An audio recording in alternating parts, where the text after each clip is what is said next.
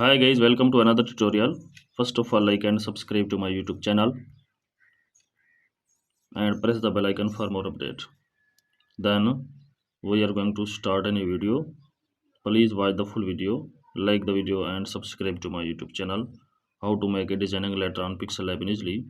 Open the Pixel app, select the text sheet where written, size the letter, font of letter, change the color of letter, select the different color of letter. Then select the 3D shape, select the light angle, the path 7, change the background color, duplicate the letter.